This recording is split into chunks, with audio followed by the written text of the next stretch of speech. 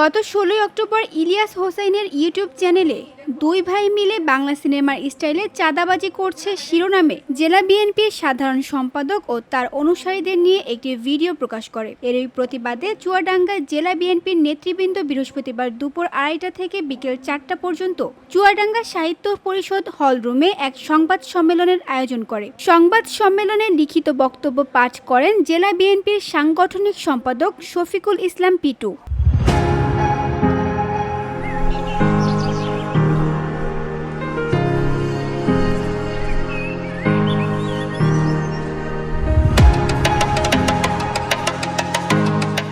লিখিত বক্তব্যে তিনি বলেন, প্রবাসী সাংবাদিক ও ইউটিউবার ইলিয়াস হোসাইন পরিকল্পিতভাবে বিএনপির নেতাদের বিরুদ্ধে মিথ্যাচার ও অপপ্রচারে নেমেছে।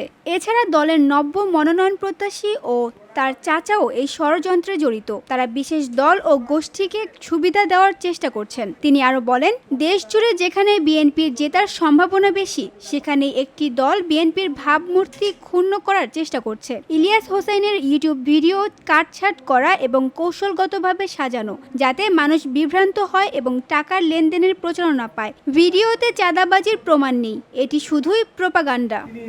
৩ থেকে ৬ তারিখ পর্যন্ত কেন অপেক্ষা করেছিলেন? শরীফ এবং তারিক সাহেব কেউ টাকা লেনদেন করবেন কিনা? যখন দেখলেন কেউ টাকা দিচ্ছে না তখন তার পরিকল্পিতভাবে ভিডিওটি কাটছাঁট ও এডিটিং করে মিথ্যা রিপোর্ট তৈরি করা ভিডিওটি ৬ তারিখে প্রকাশ করে। স্বঘোষিত রাজাকার এবং স্বাধীনতা বিরোধী চাঁদাবাজ দালাল ইলিয়াস হোসেনের মিথ্যাচারের শেষ নেই। নির্লজ্জ এই লোক এতটা নিচে নামতে পারে যে কারো মা বোন তুলে গালি দিতে পোস্ট দিতে দ্বিধা করেন না। শরীর তার বিরুদ্ধে যে লেখা আনা হয়েছে এটা তো তার ভাবমূর্তি নষ্ট করার জন্য শুধু নয়, এটা চুয়াডাঙ্গা জেলা বিএনপির ভাবমূর্তি নষ্ট করার জন্য এটা করা হয়েছে, এটা পরিকল্পিতভাবে।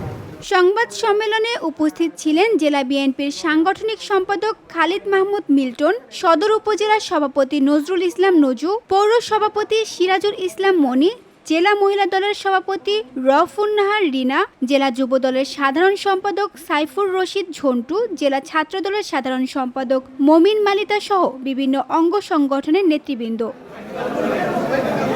VOD Bangla news desk. একজন ২১ টিভি অনুষ্ঠানে